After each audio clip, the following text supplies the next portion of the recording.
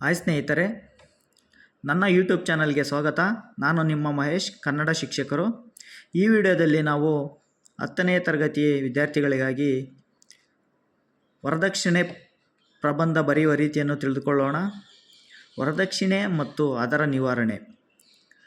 ಪ್ರಸ್ತಾವನೆ: ತಲೆತಲಾಂತರದಿಂದ ಸಮಾಜಕ್ಕೆ ಅಂಟಿಕೊಂಡು ಬಂದ ಸಾಮಾಜಿಕ ಪಿಡುಗುಗಳಿವೆ. ವರದಕ್ಷಿಣೆ, ಸತಿ ಪದ್ಧತಿ, ಬಾಲ್ಯ ವಿವಾಹ, ಅಸ್ಪೃಶ್ಯತೆ, ಕುಡಿತ, ಜೀತ ಪದ್ಧತಿ, ದೇವದಾಸಿ ಇತ್ಯಾದಿ. ಇವೆಲ್ಲವೂ ನಮ್ಮ ಸಮಾಜದಲ್ಲಿ ಬೇರು ಬಿಟ್ಟವುಗಳಾಗಿವೆ. ಯಾವ ಶಾಸನಕ್ಕೂ ಜಗ್ಗದವುಗಳು. ಇವುಗಳಿಂದ ಸಾಮಾಜಿಕ ಸ್ವಾಸ್ಥ್ಯ ಕೆಟ್ಟು ಹೋಗುತ್ತದೆ. ಇವುಗಳು ಒಂದು ಸುಂದರ ನಾಗರಿಕ ಸಮಾಜ ನಿರ್ಮಾಣಕ್ಕೆ ಅಡ್ಡಿಯಾಗಿವೆ. ಇದು ಪ್ರಸ್ತಾವನೆ ಅಥವಾ ಪೀಠಿಕೆ. ನೆಕ್ಸ್ಟ್, ವಿಷಯ ನಿರೂಪಣೆ.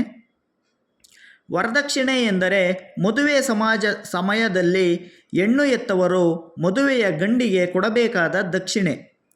ಇದು ಅವರವರ ಅಂತಸ್ತಿಗೆ ಅನುಸಾರವಾಗಿ ಸಾವಿರ, ಲಕ್ಷಗಳ ಮೊತ್ತದಲ್ಲಿರುತ್ತದೆ.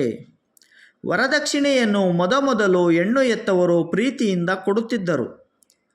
ಕೊಡಲೇಬೇಕೆಂಬ ಒತ್ತಾಯವಿರಲಿಲ್ಲ. ಆದರೆ ಈಗ ಕಾಲ ಬದಲಾಗಿದೆ. ವರದಕ್ಷಿಣೆ ಕೊಡುವುದು ಕಡ್ಡಾಯ ಎನ್ನುವಂತೆ ಆಗಿದೆ. ಗಂಡುಗಳು ಸಹ ವರದಕ್ಷಿಣೆ ಪಡೆಯುವುದು ತಮ್ಮ ಹಕ್ಕು ಎನ್ನುವಂತೆ ವರ್ತಿಸುತ್ತಿದ್ದಾರೆ. ವರದಕ್ಷಿಣೆ ಕೊಡದಿದ್ದರೆ ಹೆಣ್ಣಿಗೆ ಸೂಕ್ತ ಗಂಡು ದೊರೆಯುವುದಿಲ್ಲ ಎಂಬ ಭಯದಿಂದ ಹೆಣ್ಣು ಹೆತ್ತವರು ಆಸ್ತಿ ಅಡವಿಟ್ಟು ಅಥವಾ ಸಾಲ ಮಾಡಿ ಈ ಹಣವನ್ನು ಹೊಂದಿಸಿಕೊಂಡು ಗಂಡಿಗೆ ಕೊಡುತ್ತಾರೆ. ವರದಕ್ಷಿಣೆಯ ಮೊತ್ತವನ್ನು ಮದುವೆಯ ಸಮಯದಲ್ಲಿ ಪೂರ್ಣವಾಗಿ ಕೊಡಲಾಗದೆ ಬಾಕಿ ಉಳಿಸಿಕೊಂಡರೆ ಬಾಕಿ ಹಣ ತರುವ ತನಕ ಹೆಣ್ಣಿಗೆ ಗಂಡನ ಮನೆಯಲ್ಲಿ ಕಿರುಕುಳ. ಇಲ್ಲಿ ಹಣವೇ ಪ್ರಧಾನವಾಗಿ ಪ್ರೀತಿಯು ಗೌಣವಾಗಿ ಹೆಣ್ಣು ಗಂಡಿನ ಬಾಂಧವ್ಯದಲ್ಲಿ ದೊಡ್ಡ ಬಿರುಕು ಉಂಟಾಗುತ್ತಿದೆ. ಸರ್ಕಾರ ವರದಕ್ಷಿಣೆ ನಿಷೇಧ ಕಾನೂನು ಜಾರಿಗೆ ತಂದಿದೆ. ಆದರೂ ಅದು ಸಮರ್ಪಕವಾಗಿ ಅನುಷ್ಠಾನಗೊಳ್ಳುತ್ತಿಲ್ಲ. ಸಮಾಜದ ಜನರ ಮನಪರಿವರ್ತನೆಯಾಗದಿದ್ದರೆ ಯಾವ ಕಾನೂನು ಬಂದರೂ ಪ್ರಯೋಜನವಿಲ್ಲ. ವರ ಹಾಗೂ ವರನ ಕಡೆಯವರು ಹೆಣ್ಣು ಹೆತ್ತವರ ಕಷ್ಟವನ್ನು ಅರ್ಥ ಮಾಡಿಕೊಳ್ಳಬೇಕು. ನೆಕ್ಸ್ಟ್, ಉಪಸಂಹಾರ. ವರದಕ್ಷಿಣೆ ನಿಷೇಧ ಕಾನೂನನ್ನು ಪರಿಣಾಮಕಾರಿಯಾಗಿ ಅನುಷ್ಠಾನಗೊಳಿಸುವುದು. ಮದುವೆ ಎಂಬುದು ಒಂದು ವ್ಯಾಪಾರವಲ್ಲ, ಅದೊಂದು ಪ್ರೀತಿಯ ಬಾಂಧವ್ಯ ಎಂಬ ಅರಿವನ್ನು ಮೂಡಿಸುವುದು. ಹೆಣ್ಣು ಮಕ್ಕಳು ವರದಕ್ಷಿಣೆ ಕೇಳುವ ಗಂಡನ್ನು ಮದುವೆಯಾಗದೆ ಬಹಿಷ್ಕರಿಸುವುದು.